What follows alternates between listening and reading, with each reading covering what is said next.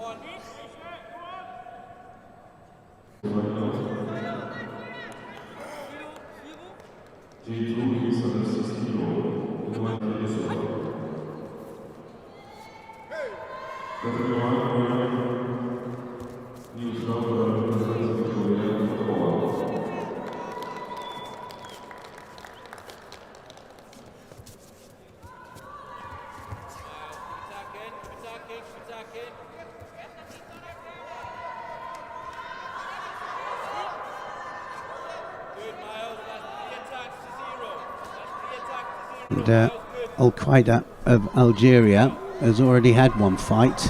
He already had to fight Khan of Canada to get this far. This is to get through to the semi-final.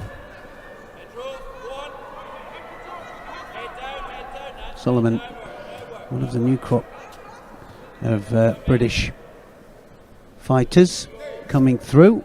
And he's going to try and get round that leg for the Osai Komi. Almost there then.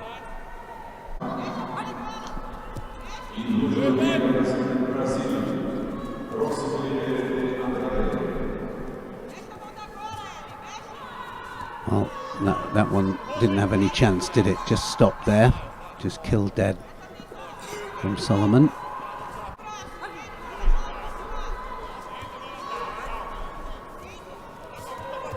Ochigari there from Solomon.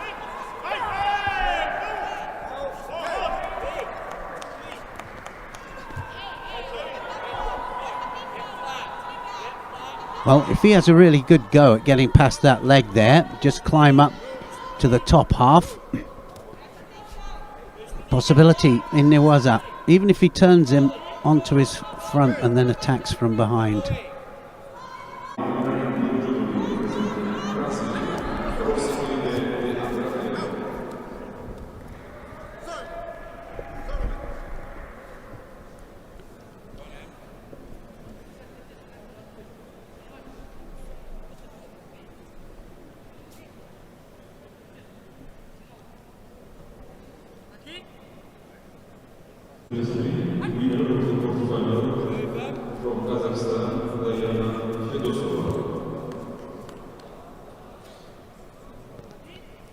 My list, J2 under 60 kilograms. Oh, it is. It's J2 women's under 60s. Now we know.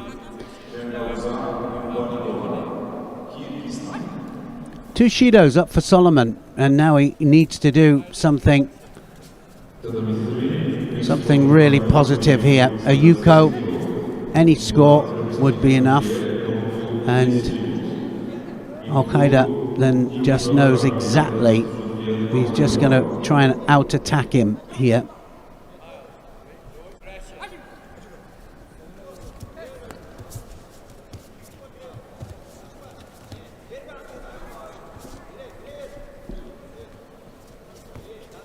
Oh, that's it. That's going to be a score. Well, he gets a Wazari for it. I thought maybe Yuka, but it was a Wazari for him. And just coming up to time as well there. Solomon couldn't do anything to avoid that. One more look if we can, Philip. I'm not sure if it's possible there. It looked like a reverse Katagaruma there. Drops underneath. Yeah, it was. Nicely taken that.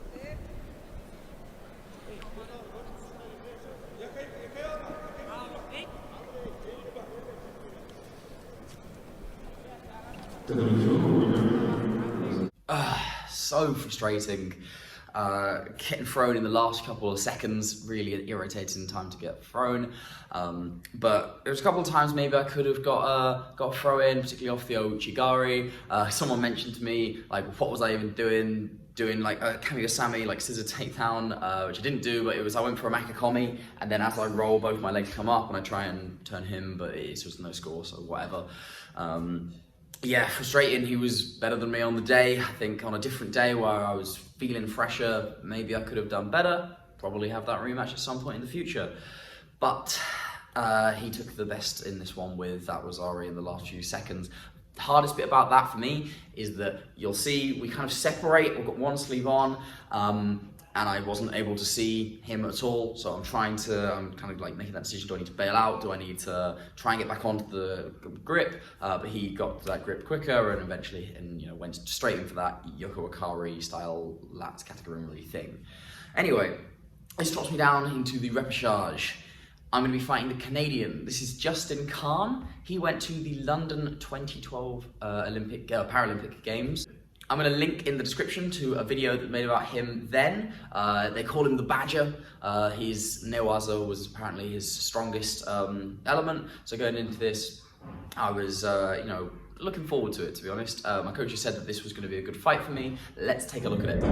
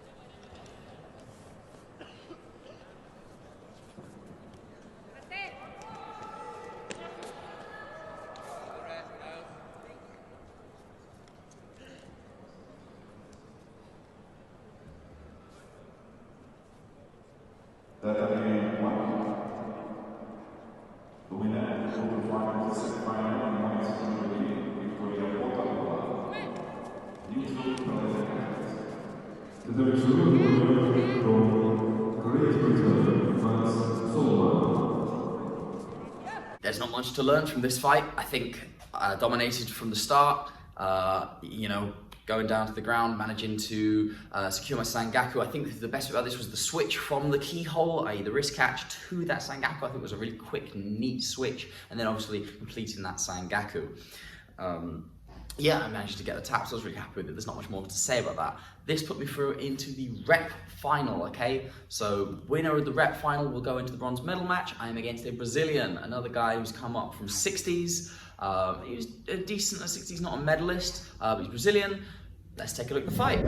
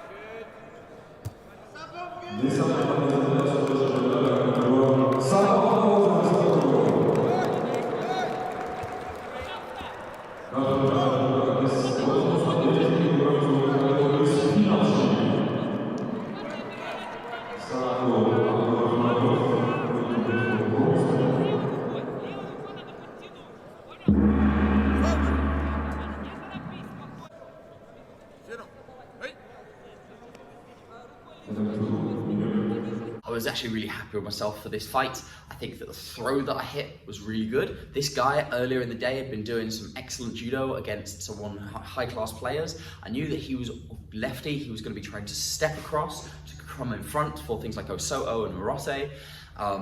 He was doing that like skip to his right, trying to get an angle on me, and the whole time I went, I'm not going to let him do that, especially because I know he's going for a Osoto. He really wants to step across. I like doing that, 2 hands on the lapel, the closed lapel, aiming to either come over, go drop Sianagi, etc.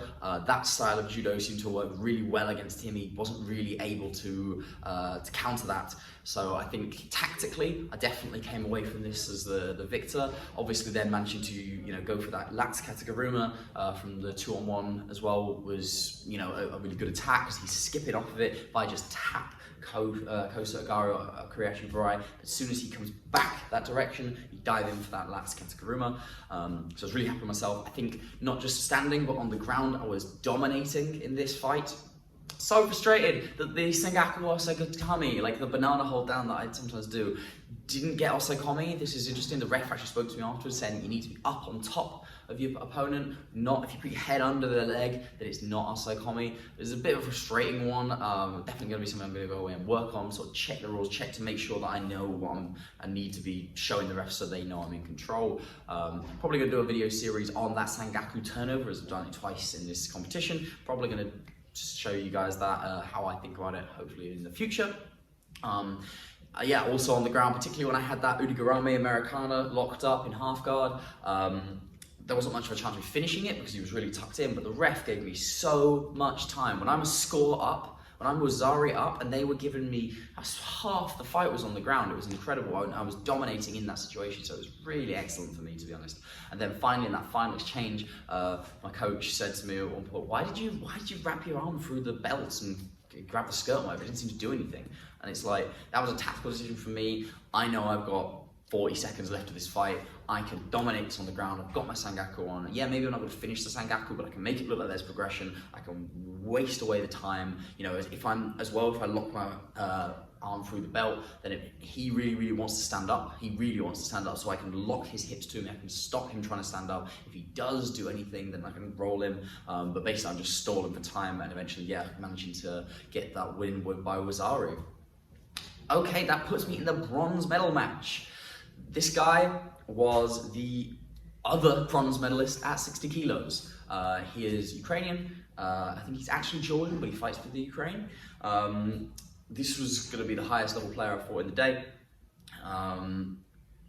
Let's take a look. Karava in blue, Solomon in white.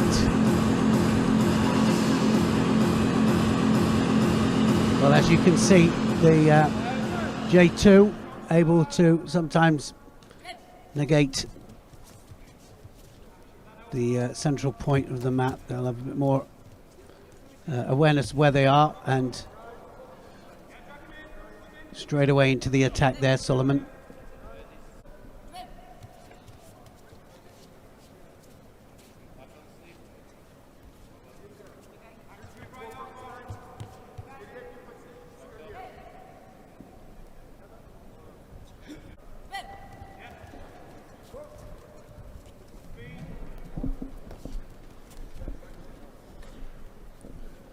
Needs to attack now, Solomon.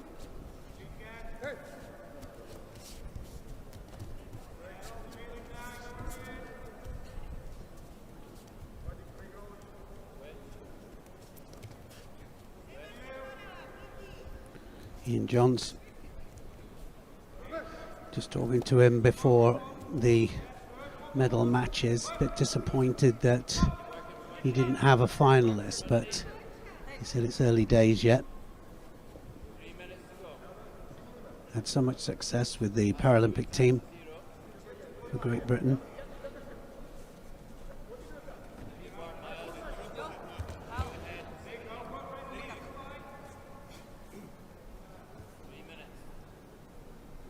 Karava then has to now just get on his bike a little bit, attack, gets a Shido.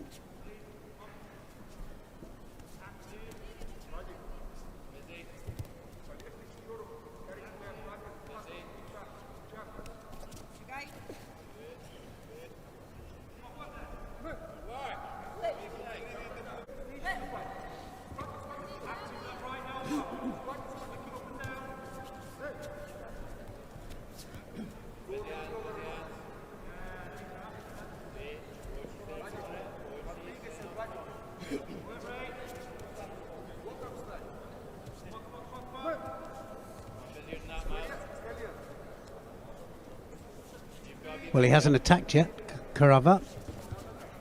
Solomon attacks are not strong, but at least he's trying to break through the defences there.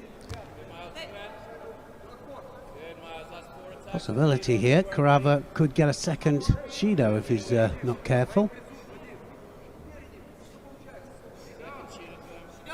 And there it is.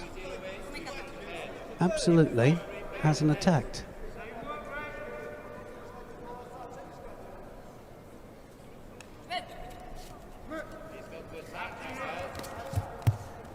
So now it's who dares wins, and big possibility for Solomon.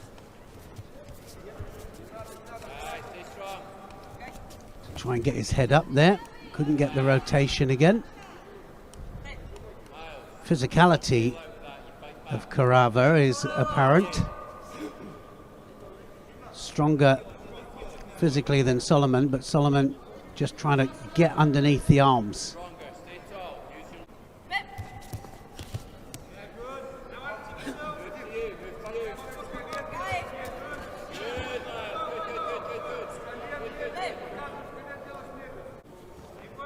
Well, are they going to consider it?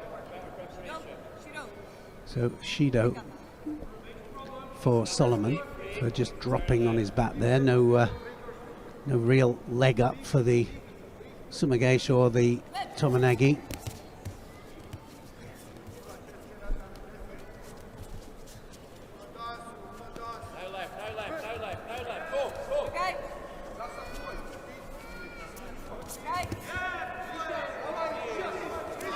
Has he got the shimiwaza on here? That's the one opportunity here, and he pops his head out there. Solomon manages to avoid it, so did well there.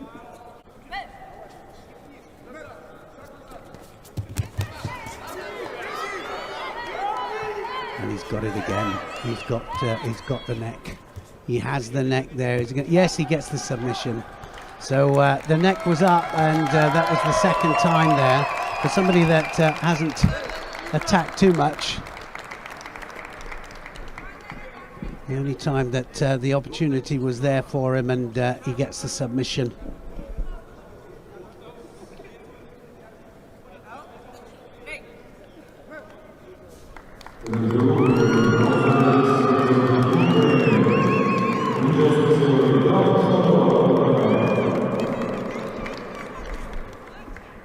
Bronze medal then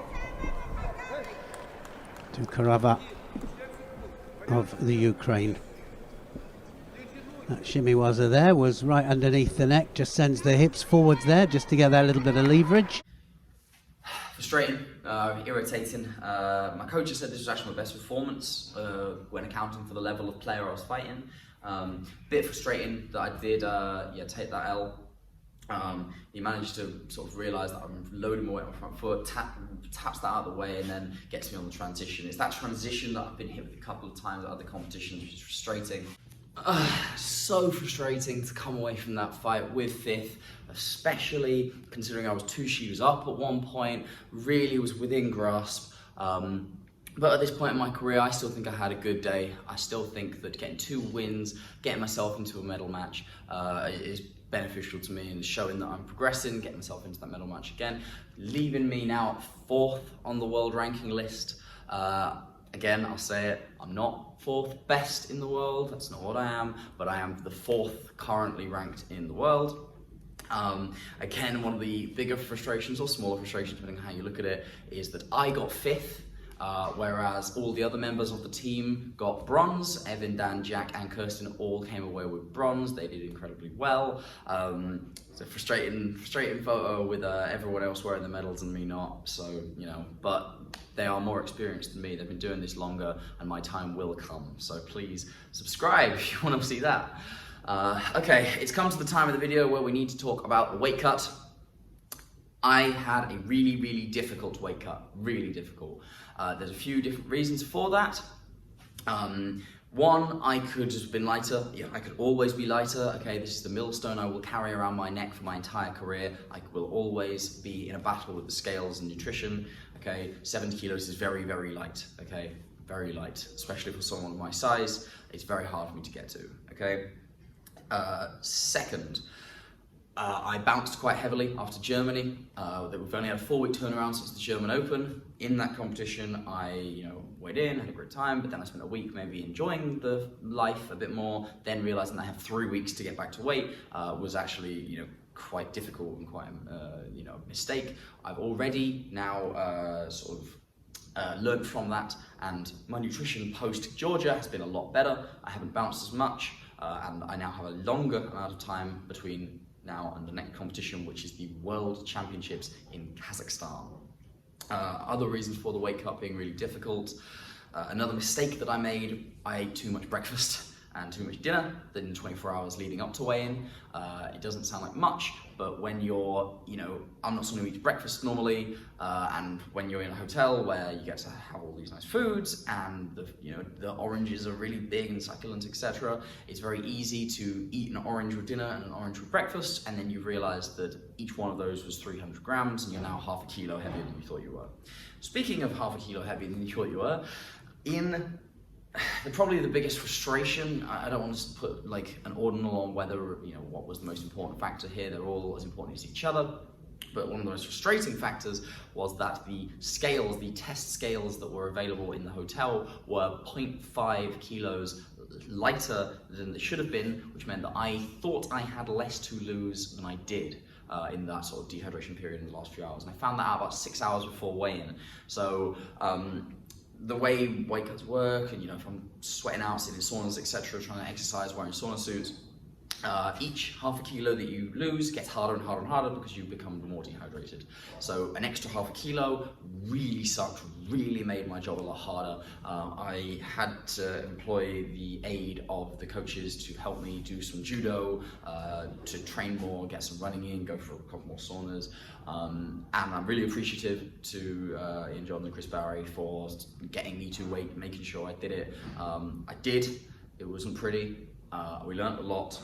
And I'm not proud of it, especially with the fact that I took 2 coaches away from the rest of the team for a few hours, which was frustrating. But my thanks go to them because I wouldn't have been able to do it without them. I learned my lesson, Johnsy. I learned my lesson, Chris. It won't happen again.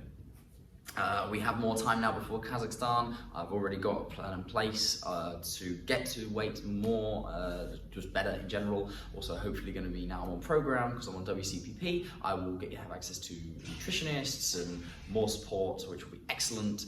So that will be, I'm really looking forward to that.